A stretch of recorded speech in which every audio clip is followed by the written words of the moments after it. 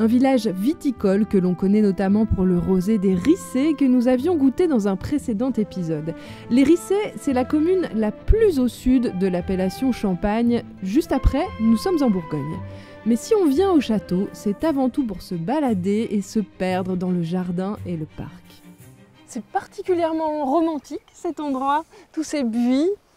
Est-ce qu'on sait de quand ça date? Alors le parc fait 25 hectares. Et on a un plan du parc qui montre en fait que ces alignements de buis ou ces jardins de buis existaient tout à fait au début du XVIIIe siècle.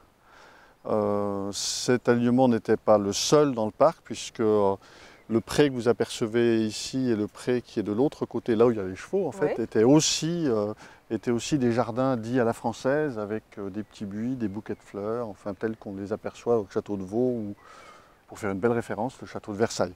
Je dois dire que, par chance pour moi, maintenant le jardin se restreint à ces buis. Et parce que c'est vous qui entretenez. C'est moi qui entretiens. Oui. Donc, je suis très content de n'avoir Finalement, c'est pas plus mal, ouais. Je n'ai que 4800 mètres de buis. Et alors, c'est vous, si on vient ici dans les jardins, on peut tomber sur vous en train de couper les buis?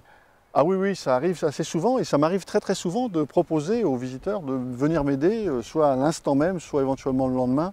Pour l'instant, mon offre est restée un peu sans réponse. Bon, je suis désolée, moi je ne suis pas vraiment en tenue. Mais j'ai du matériel, j'ai tout ce qu'il faut. Bon, on va voir, on va négocier.